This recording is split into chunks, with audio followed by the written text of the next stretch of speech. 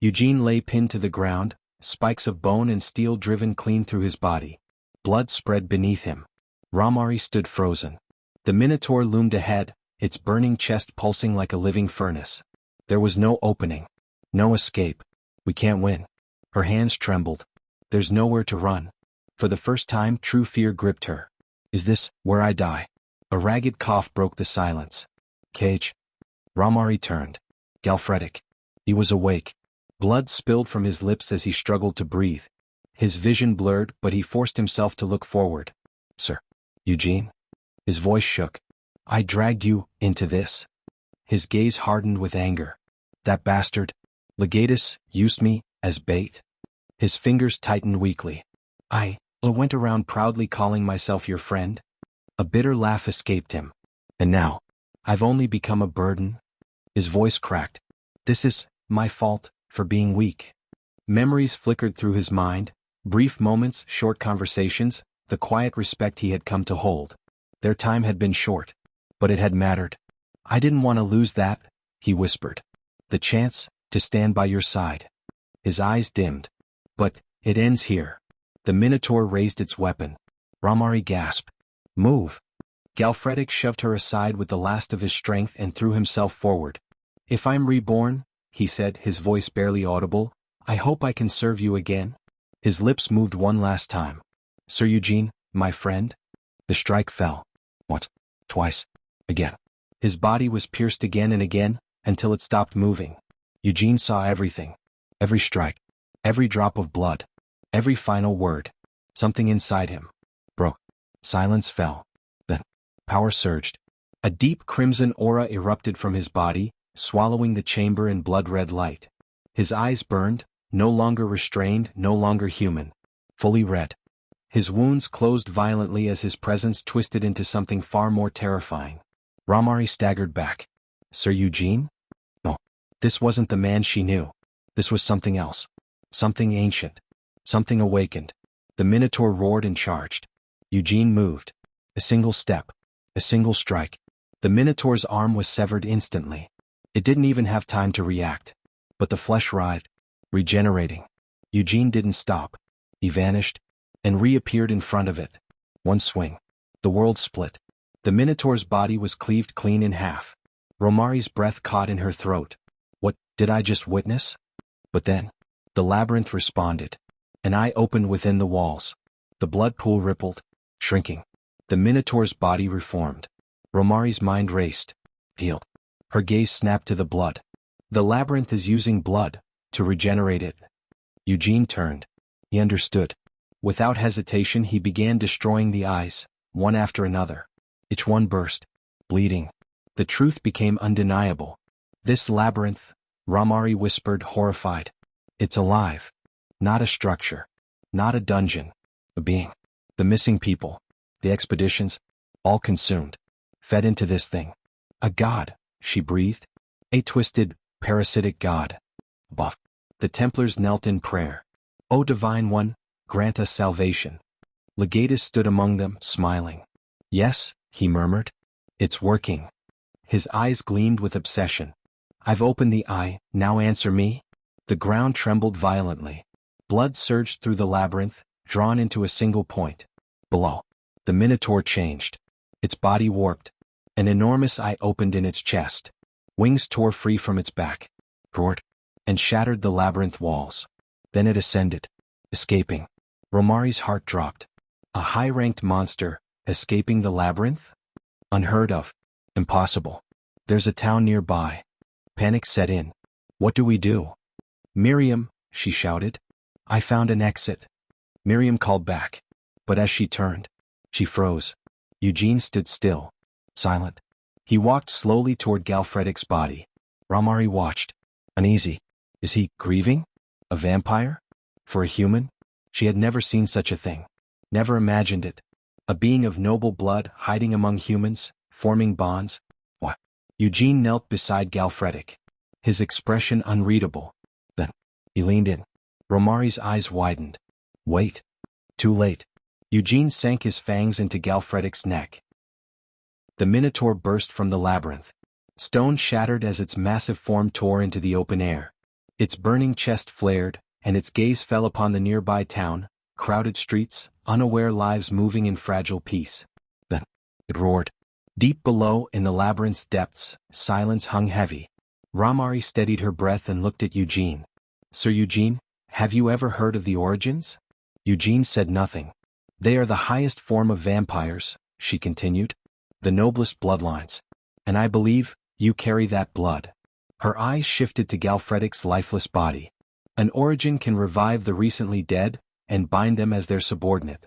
Eugene's gaze hardened. Ramari hesitated. Most humans lose their sanity when turned, but not all.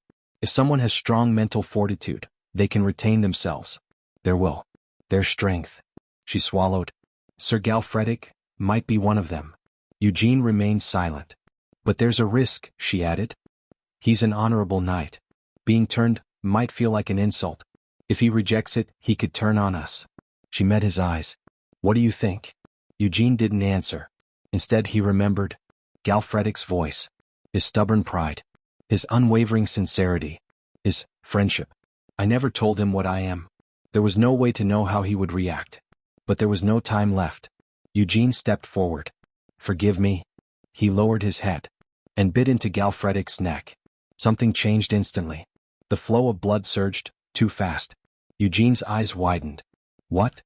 He couldn't pull away. The ritual had begun. A crimson glow erupted, spreading through Galfredic's body. An unseen force pulsed through the chamber. The inheritance is commencing. A voice, ancient, echoing, seemed to whisper through the blood itself. The soul shall belong to the Lord. All power shall return to the Lord. This is the covenant of blood. Galfredic's body arched. Red light burst from his veins. Buff. The town descended into chaos. The Minotaur rampaged through the streets, crushing buildings, scattering crowds. Other monsters poured out behind it. Screams filled the air. People ran, but there was nowhere to go. Help? Someone, please? Legatus stood at a distance, watching. Smiling. Yes, he murmured. This is it. His eyes gleamed with obsession. The despair, the fear, the perfect stage. He let out a quiet laugh. They'll never know that the labyrinth and I planned all of this. His gaze fixed on the destruction. When their despair reaches its peak, I will appear. His smile widened. I will slay the monster. I will become their salvation. A messiah. The screams only grew louder. A boy stumbled, falling to the ground. A monster lunged, jaws wide. Then, something struck it. A blur. The monster's body crumpled instantly. Silence followed. A figure stood there. Eugene. He crushed the monster's remains beneath his hand, his expression cold, eyes glowing faintly crimson. Blood dripped from his fingers. He had arrived. Legatus froze. Impossible. His voice faltered. You should be dead. His mind raced. The Minotaur, it absorbed his blood. I offered him as the final sacrifice. Then, what stood before him? What are you? He whispered. Eugene stepped forward. Does Lord Javan know what you've done? He asked coldly. Pause. No. It doesn't matter anymore. His gaze sharpened. You'll pay for this. Right here. Behind him. A presence stirred. Legatus's eyes widened. You. Galfredic stepped forward. Alive. Changed. His eyes glowed crimson. His aura burned with the same blood-red energy. Did you miss me? He said, voice low. Legatus burst into laughter. So you survived? No, you've become something else entirely. Galfredic smiled faintly. It's time, he said, to repay you for that humiliation. His grip tightened. For everything you did. He stepped forward, his presence dark and overwhelming. Are you ready to pay the price? His voice turned cold. Heretic Legatus. The Minotaur rampaged through the city. Buildings crumbled beneath its weight. Flames burst from its chest as it tore through the streets, scattering people in every direction. Screams filled the air.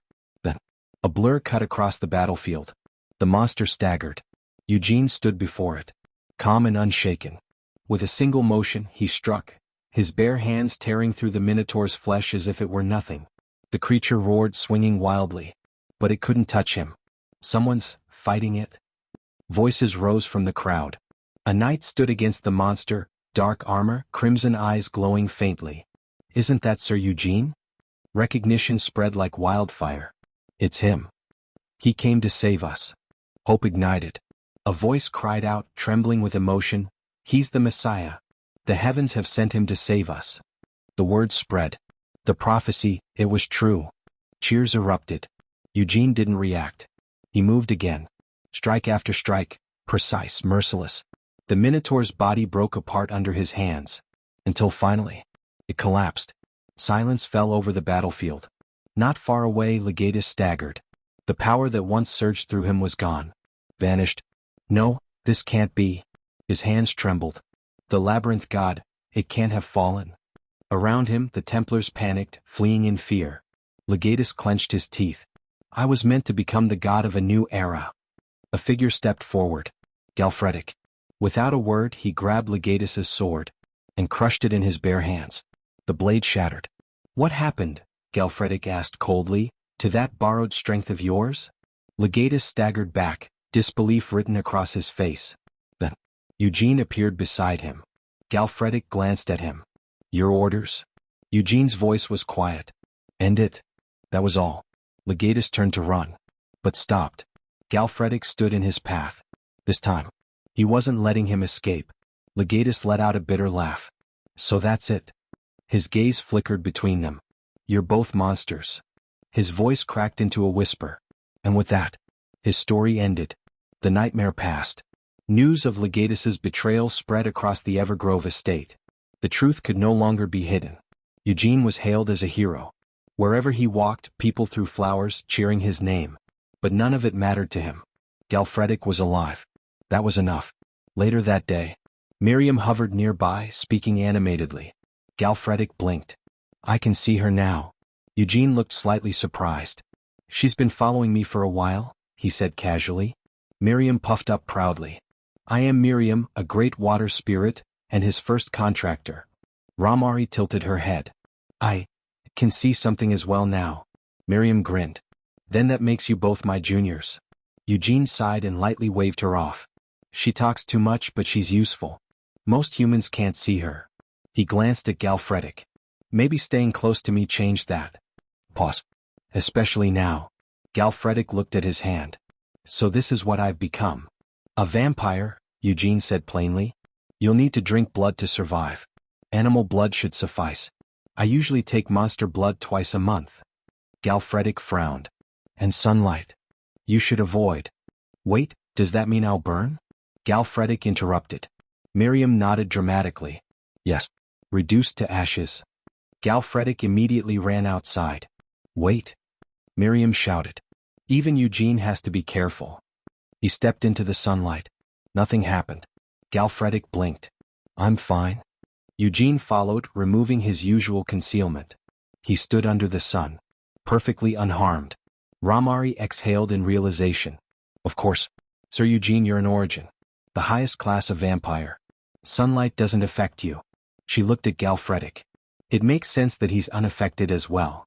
Eugene stared at the sky. Then what was the point of all that effort? Galfredik laughed. So that's why you always wore that hat, and avoided duels during the day. Eugene looked away. It was necessary. Galfredik grinned. Not anymore. Which means, you've got no excuse left. He stepped closer. I'm looking forward to our next duel. He paused. Actually, what do I call you now? Ramari spoke calmly. As his subordinate, you should address him as master. Galfredik froze. What? That's the rule, she said. That's insane. Galfredik snapped. We're friends? Silence fell. Eugene's expression darkened slightly. Back then, he said quietly, you died. Galfredik went still. I made that choice alone, Eugene continued. You're no longer human. There will be restrictions, burdens you didn't choose. He turned away. If you think I've betrayed you, you don't have to stay. He began to walk. I only saved you because I couldn't let you die. Wait. Galfredik's voice stopped him. I don't care what I am, he said firmly. Human or not. He stepped forward. What matters is that you saved me. A small smile appeared. Do you think I'd forget that? He shook his head. If being your subordinate is the price, fine. His voice softened. But more than that. He looked straight at him. I'm your friend. Pause. I'll stay with you. Later. Eugene watched silently as Galfredik argued with Miriam, the two of them oddly lively together. A faint smile touched his lips. Idiot. Galfredic turned suddenly. Oh right, what about the blonde mercenary and the others? Eugene crossed his arms. I sent them on a task. He glanced toward the horizon. I wonder if they pulled it off. Inside the Evergrove estate the atmosphere was calm, but heavy. Lord Jovan Evergrove stood before Eugene and Galfredic, holding a letter in hand. A message has arrived from St. Lagrant Abbey, he said. A formal note of gratitude. He glanced at Eugene. They claim that, thanks to your actions, the heretical faction within the abbey has been completely purged. Galfredic remained silent, while Eugene listened without expression. The Templars, Jovan continued, his tone sharpening slightly, had been using illegal anti-mana stones to raid labyrinths. It appears they were expanding their influence under the guise of faith. He lowered the letter.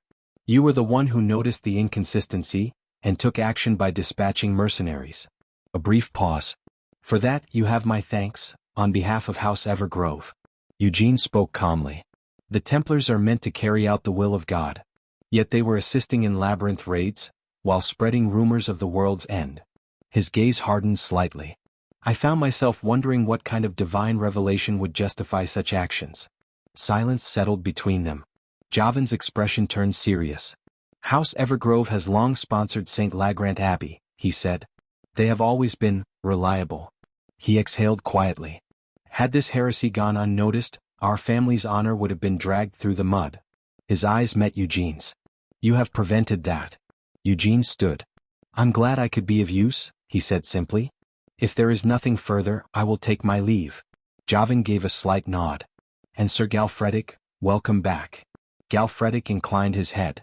My thanks. Without another word, the two turned and left the chamber.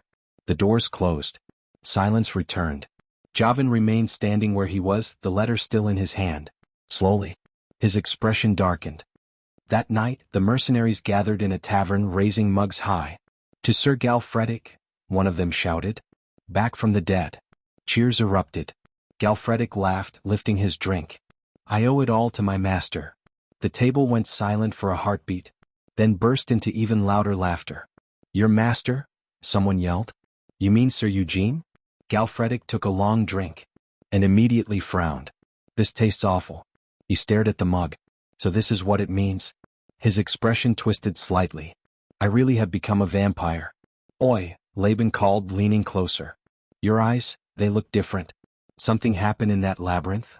Galfredic froze for a moment, then smiled casually. You're imagining things. Before the question could continue, he grabbed Laban and pulled him into a headlock. Speaking of which, this guy raided an abbey behind my back. Laughter erupted again. The night carried on in noise and drink. Later, Pertake leaned closer to Eugene. I have to say, he muttered, that was impressive. Uncovering the truth about the abbey like that, even Lord Jovan seemed shocked. Eugene swirled his drink, unmoved. I wonder, he said quietly, what exactly shocked him?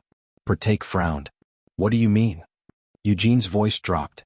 Do you really think the abbey sent that letter out of gratitude? Pause. You're saying Legatus was a scapegoat? Eugene nodded faintly. Exactly. He set his cup down. I only told you to arrest the Templars, not to touch the abbey itself. If we had raided it directly and stained Evergrove's honor, they would have turned on us immediately. His gaze sharpened. But give them an opening, and they only need to blame one man. Legatus? Pertake muttered. Eugene didn't deny it. And someone allowed that narrative to settle, he added quietly. Pertake's expression hardened. Lord Jovan? Eugene didn't answer directly. Instead he stood. We leave tonight, he said. Quietly. At dawn. They were already being hunted. Riders thundered across the open road as knights of House Evergrove closed in from all sides. Surround them, one shouted. The mercenaries slowed, forming a defensive line. One of the knights fixed his gaze on Eugene. A man in black, riding ahead, that must be him. His lips curled. So you're Sir Eugene. His grip tightened on his weapon. Sir Galfredic may have been spared, but you? His eyes burned with resentment. You dared insult Lord Jovan, stain his honor? A cruel smile formed. I'll carve that arrogance off your face. Before he could finish, Eugene was already there. A flash. Steel moved. The knight was thrown from his horse, crashing into the dirt. Silence followed. Then chaos. The mercenaries moved as one, weapons drawn. From the rear, Galfretic struck. The knights were overwhelmed instantly. Within moments, it was over. The riders lay disarmed, surrounded. Galfretic glanced at Eugene, impressed. Your timing was perfect. He smirked. And that strike, using a saber from horseback like that, where did you learn it? Eugene answered calmly. From you. Galfretic blinked. Eugene continued, when I defeated you, something remained. Your experience. Your techniques. He paused. A voice, perhaps. Galfredic's expression shifted slightly. A voice. Eugene said nothing more. His gaze turned to the captured knights. They were shouting now, furious. You dare show yourself after insulting Lord Javan? He even considered making you one of his knights. Have you no shame? Eugene's expression hardened. This noise is getting tiresome. His voice turned cold. Deal with them. Eugene's hand moved toward his sword. The captured knights stiffened, their fate all but sealed. Wait. Galfretic stepped forward. Eugene paused, glancing at him. Why not take them alive? Galfretic said. They fought properly even as enemies. There's honor in that. A few of the knights blinked in surprise. And besides, Galfretic added lightly, hostages are worth coin. A brief silence followed. Then, Eugene considered it. Fair point. His gaze shifted back to the prisoners. In that case, you only need to stay alive. The knights tensed. Eugene picked up a thick wooden log from the ground, weighing it in his hand. I'll make sure your limbs remain intact. The meaning was unmistakable. Moments later, the forest echoed with screams. By the time they reached the city, the prisoners had become considerably more cooperative. At a well-known trading company, Priscilla greeted them with a composed smile. I see you've brought guests, she said, her eyes briefly scanning the bound knights. They'll be treated well, Eugene replied. Ensure they remain alive and presentable. Of course, Priscilla said smoothly. Everything will be handled discreetly. Her gaze sharpened slightly. And the ransom? Send word to Lord Javan Evergrove, Eugene said. They're his knights. He'll pay. Priscilla raised a brow. The eldest son of House Evergrove? Eugene nodded. They should fetch a respectable price. I'll make the arrangements.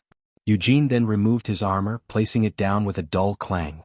The damage from the Minotaur was still visible, deep punctures, warped plates. I need this repaired, he said. Reinforce it. He gestured toward Galfretic. And prepare a set for him as well. Stronger. Galfredic's face lit up. Now that's what I like to hear. He folded his arms with a grin.